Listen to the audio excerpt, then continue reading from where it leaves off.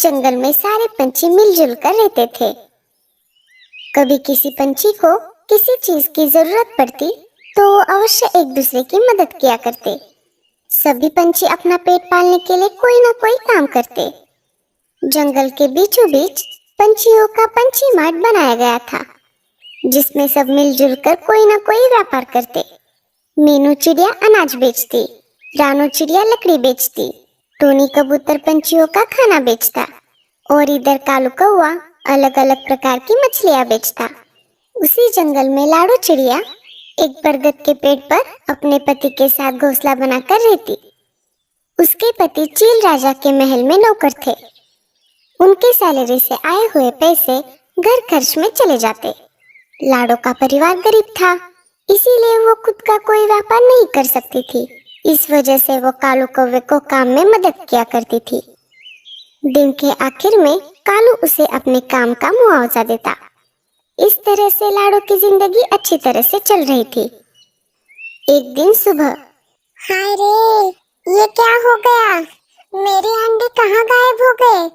कितने दिनों बाद मैं माँ बनने जा रही थी, पर किसी को ये देखा ना गया।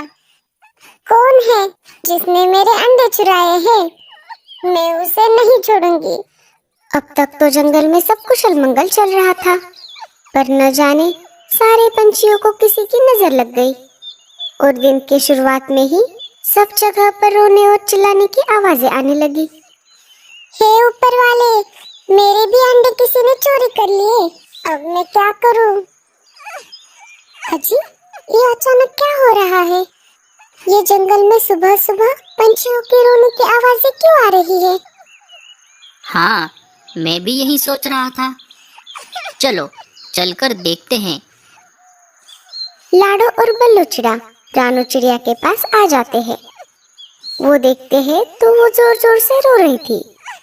अरे रानू, क्या हो गया? तुम रो क्यों रही हो?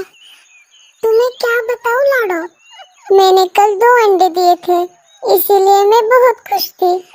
मैं उसका बहुत अच्छे से ख्याल भी रखती थी, पर जैसे ही मैंने सुबह उठकर देखा तब मेरे अंडे गायब हो गए थे। अब मैं क्या करूं? मुझे कुछ भी समझ नहीं आ रहा। उन सब की बातें मीनू मौसी ऊपर से सुन रही थी। वो उनके पास आ जाती है। बाकी आसपास के पंछी भी रानू चिड़िया के घोंसले के पास आ जाते हैं। अरे रे, बेचारे के साथ तो बहुत बुरा हुआ।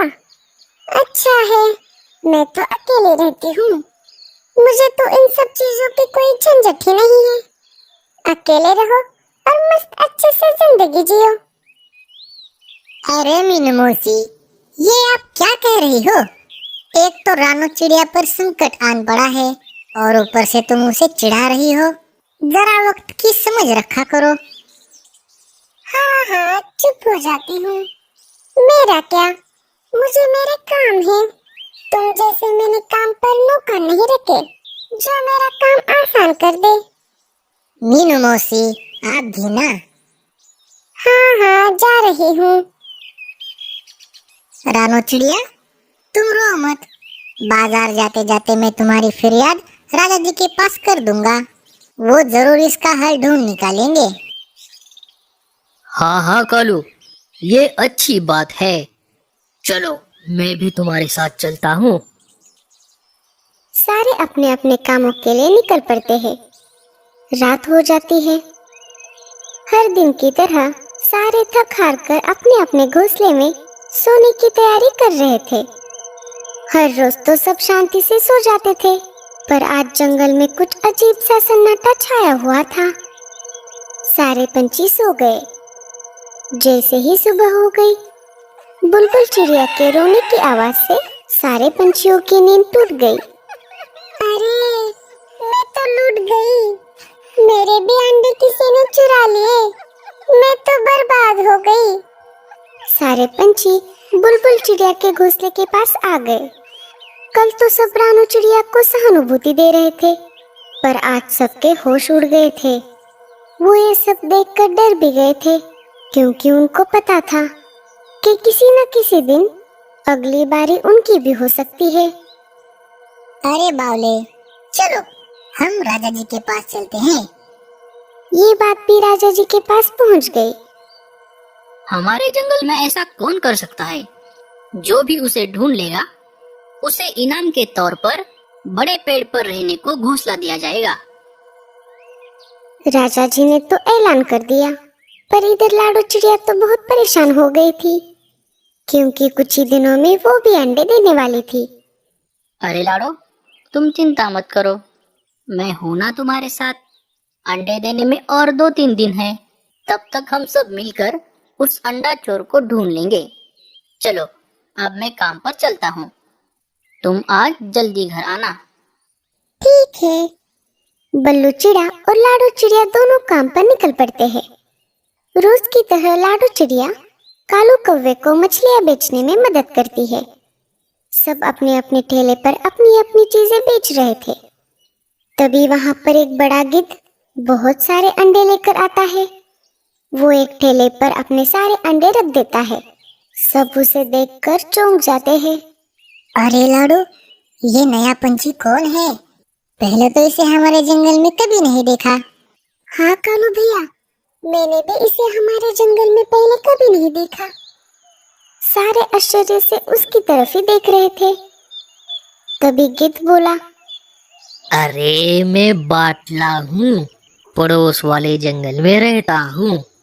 मैंने सुना है कि इस जंगल में पंछियों ने मिलकर बहुत बड़ा बाजार शुरू किया है, तो मैंने सोचा कि चलो अपना काम भी यहाँ पर शुरू किया जाए। किसी को कोई आपत्ति तो नहीं है ना? अरे नहीं नहीं, हमें क्या आपत्ति हो सकती है। तुम बिंदास अपना काम शुरू करो। अरे मैं तो कहती हूँ, हर एक पंछी को कोई ना कोई व्यापार तो जरूर करना चाहिए।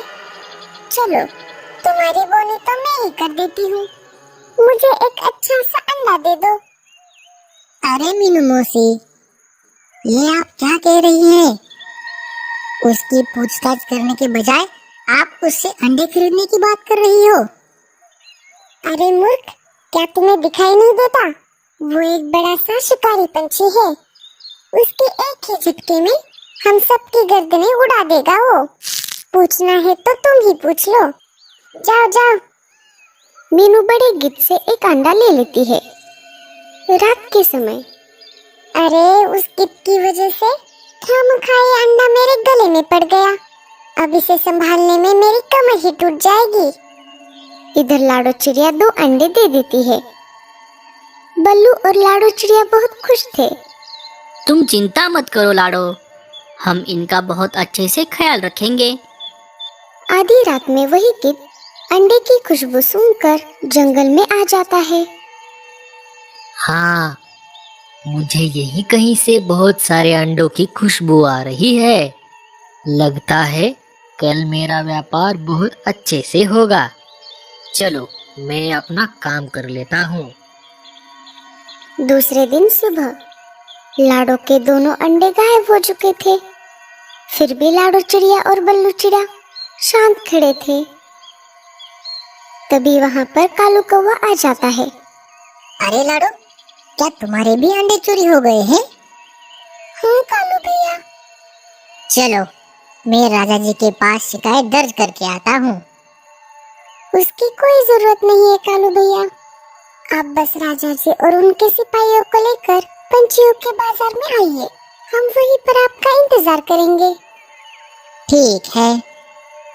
कालू कौवा राजा जी के पास चला जाता है। लाडो और बल्लू चिड़ा बाजार की तरफ चल पड़ते हैं। जैसा कि लाडो ने सोचा था, बड़ा गिद्ध पहले से ही अपने ठेले पर आकर अंडे बेच रहा था। अंडे ले लो अंडे, अंडे गर्मा गर्म, अंडे गर्मा गर्म, ताजे ताजे अंडे ले लो, अंडे गर्मा गर्म, अंडे गर्मा गर्म।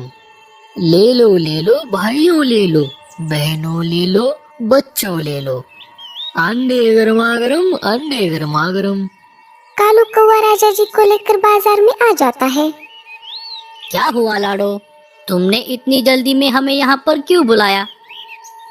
राजा जी, काम ही कुछ ऐसा है। अच्छा हुआ आप सिपाहियों को साथ लेकर ही आए हैं। जिस अंडा चोर को हम सब ढूंढ रहे हैं, वो यही गिद्ध है। क्या क्या ये सच है? अरे ये तुम क्या कह रही हो? और तुम्हारे पास इसका क्या सबूत है कि मैं ही अंडा चोर हूँ? चाचा जी, ये रहा सबूत। मैंने हमारे अंडों को कलर लगवाया था ताकि हम हमारे अंडों को पहचान सके, और ये रहे हमारे कलर किए हुए अंडे। अरे ये मैंने कैसे नहीं देखा।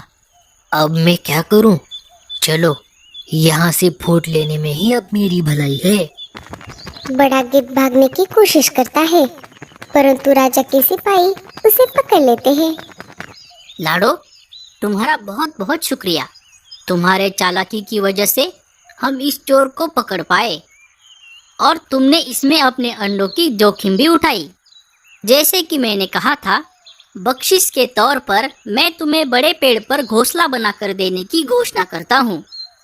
और रहा सवाल इस गिद्ध का, मैं इसे सजा के तौर पर इस जंगल से बेदखल करता हूँ। कालू सारे अंडों को अपने अपने माता पिता को बांट देता है। अरे ये किसका अंडा है? जिसका है वो उसे आकर ले जाए। 2-3 दिन मीनू मौसी ने बहुत राह देखी, परंतु उस अंडे को लेने के लिए कोई नहीं आया।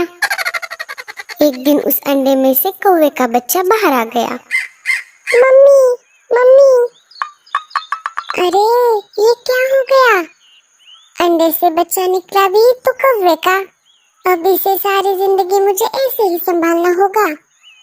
तो दोस्तों, हमारी कहानी यही खत्म होती है। अगर ये कहानी आपको अच्छी लगे तो इस कहानी को लाइक जरूर कीजिए। अगर आपके पास कोई कहानी है तो हमको जरूर भेजें। हम उसे हमारे रूप में दिखाने की जरूर कोशिश करेंगे।